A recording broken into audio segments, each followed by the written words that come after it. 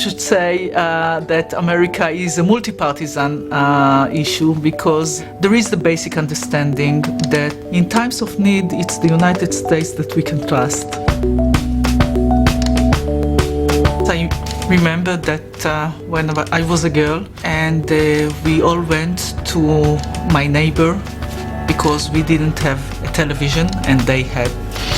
And we all watched Apollo and Neil Armstrong making first step on the moon, saying that this is one small step for man, but giant leap for mankind.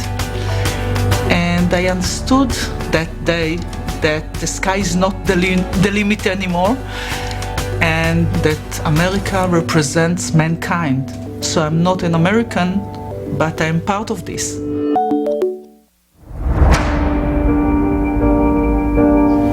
I was in the Prime Minister's office. Ariel Sharon was the Prime Minister.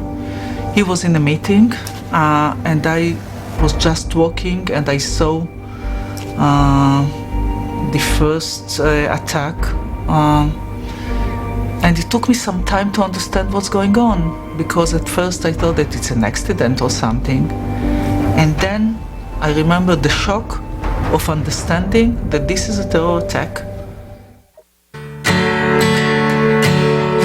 I felt that Manhattan that day was like Tel Aviv for us. We were all united that something is happening to us.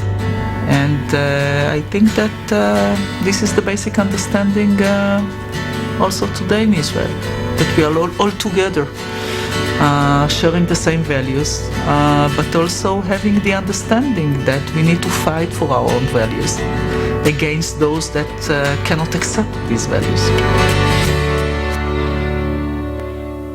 Ladies and gentlemen, please welcome former AIPAC President Lonnie Kaplan.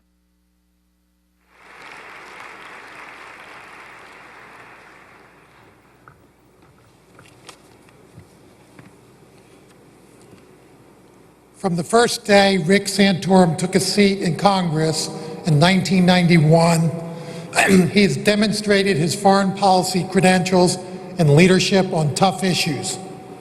During his time in Washington, he co-sponsored 11 pieces of legislation that either imposed sanctions or raised concerns about the activities of Syria, Iran, and the Palestinians. In 2003, he was the lead co-sponsor on legislation that imposed suffocating sanctions on Assad and Damascus. In 2005, the senator was a key backer of the Iran Freedom and Support Act. And in 2006, he co-sponsored the Palestinian Anti-Terror Act. Through his strong support of foreign aid, he always stood by Israel and ensured that it had the means to protect itself. His foresight, Middle East acumen, and willingness to tackle the tough challenges to keep America and Israel safe and secure showcase his deep personal commitment to the issues that matter most to those of us in this room. I'm honored to call Rick Santorum my friend and to welcome him back to the AIPAC Policy Conference. Ladies and gentlemen, Republican candidate for President, Rick Santorum.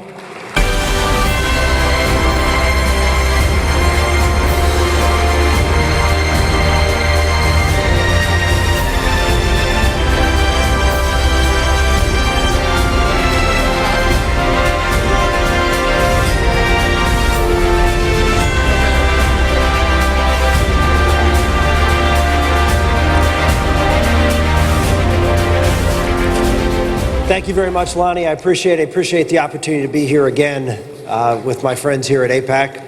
Although this is, thank you.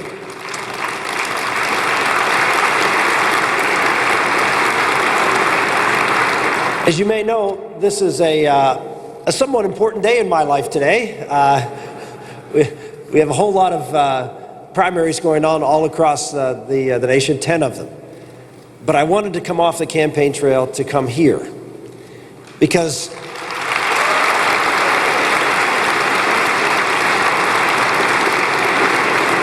One of the reasons that I decided to run for president is because of the grave concern I have about the security of our country and the leadership of our country in the face of an existential threat to not just the state of Israel.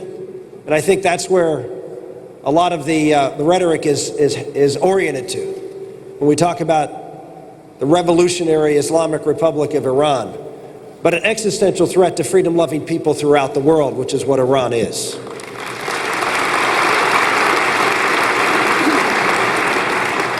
I have been focused on the issue of a nuclear Iran for a long time. In my last campaign back in 2006, I would travel around my state and I would say, how many people have ever heard of the name Mahmoud Ahmadinejad? And no one would know. And I would always say, just wait. In a year, you'll not only know the name, you'll be able to pronounce it. I was the author at that time, as Lonnie mentioned, the Iran Freedom Support Act. And I fought President Bush, Secretary Rice, in making the claim that Iran, in fact, was developing a nuclear weapon at the time.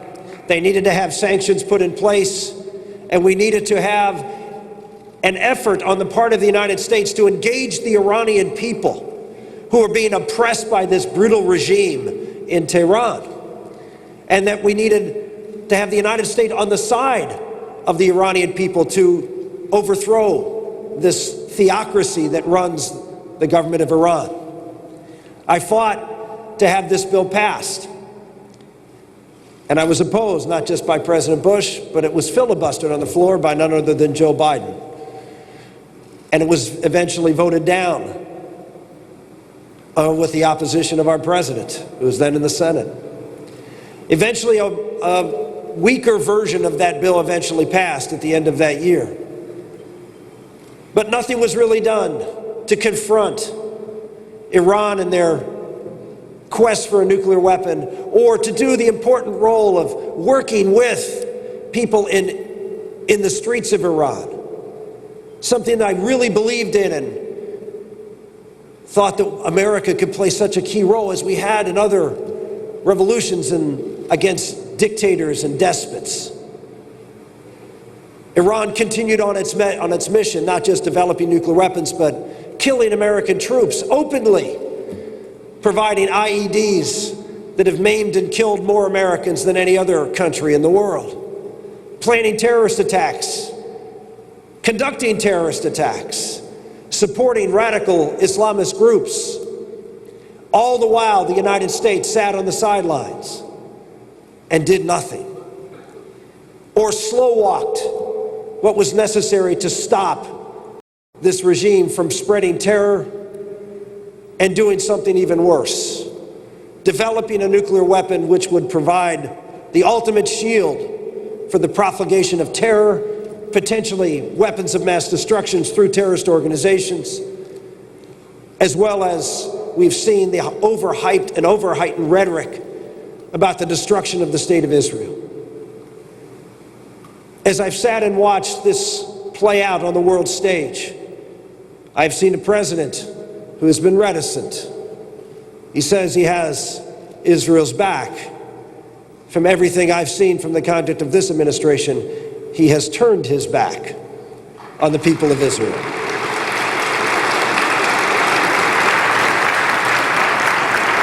We now have an announcement today that the administration has agreed to open talks with the Iranian government. That is in spite of UN resolutions that says they must stop the processing of their nuclear fuel in order to get those negotiations. Another appeasement, another delay, another opportunity for them to go forward while we talk.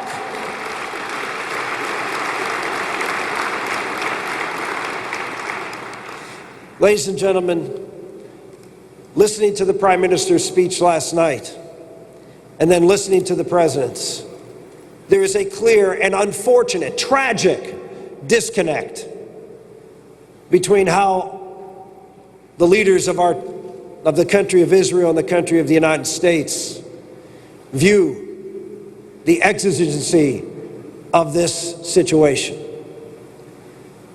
Prime Minister Netanyahu was very clear.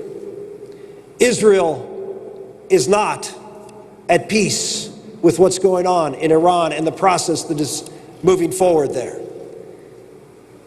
There is a concern, obvious concern, about what this administration is doing or not doing to bring this issue to a head before that final line is crossed and it is too late.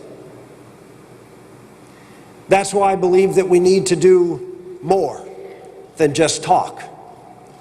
We need to set forth a clear ultimatum to the Iranian government. We need to say to the Iranian government, the time is now. You will stop your nuclear production now.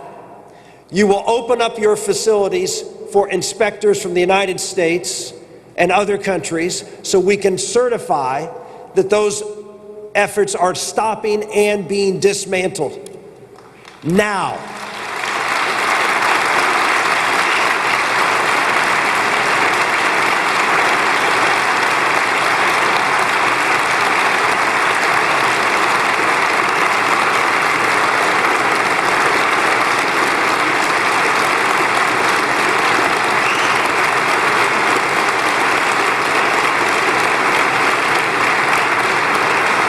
Any further delay from action now simply encourages the Iranian regime to take America, well, what they've done and taken America over the past several years, which is not serious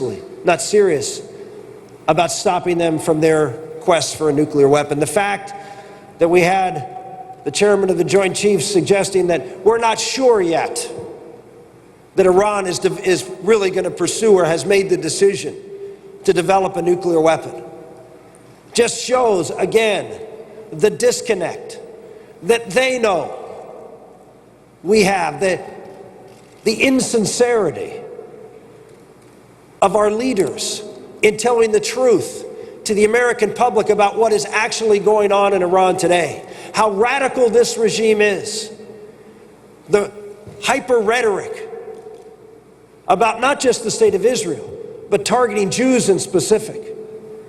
Let's be honest with the American public about who these radical Islamists are who are running the government of Iran and what their intention is. Their intention is not just to control the Middle East. Their intention is not just to protect themselves from being attacked. These are radical theocrats who don't just want to destroy the state of Israel. These are radical theocrats who believe it is their destiny to not just conquer and destroy those in their ways in the Middle East, but far beyond that. These are the folks who have been very clear about what their intent. And the idea that they won't, if they do get a nuclear weapon, that they won't use it because, well, they're rational actors, as General Dempsey said. What leads you to believe that these folks are rational actors?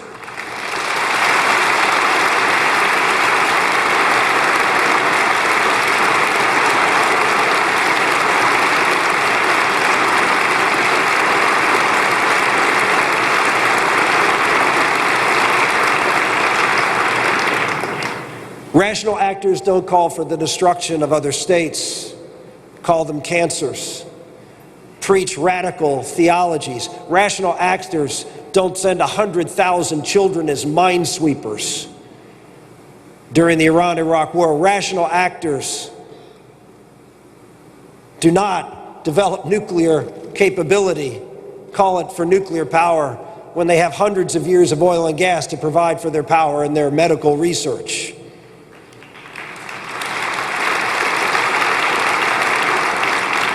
These are essentially irrational actors. We need to put that ultimatum in place. And then we need to be prepared, if that ultimatum is not met, to engage Prime Minister Netanyahu and the people of Israel in an effort to make sure that if they do not tear down those facilities, we will tear down them ourselves.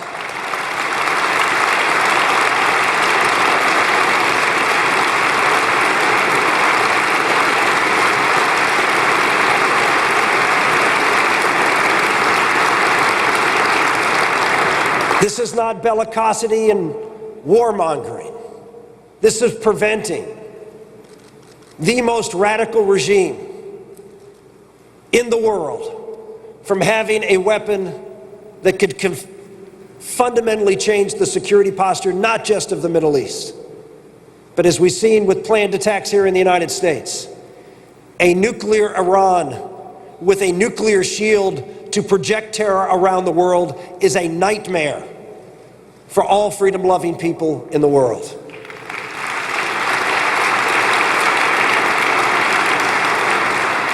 Under a Santorum administration, we would find no gap between Israel and the United States because our interests are united in stopping the world from having a radical terrorist organization, which happens to be governing the state of Iran, from having a weapon that will destroy the opportunity for peace and prosperity for the world.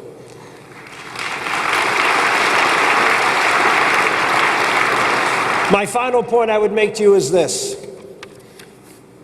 We see energy prices going up, and it's obviously caused in part by the tensions in the Middle East. I would encourage everyone here to begin to work with us to make sure that the radical environmental movement in this country does not stop the production of oil and gas in this country and pipelines that need to be built so we can become energy independent and not rely on the Middle East and bad actors for the supply of oil and gas for the world. Thank you all very much. God bless AIPAC. God bless America. Thank you.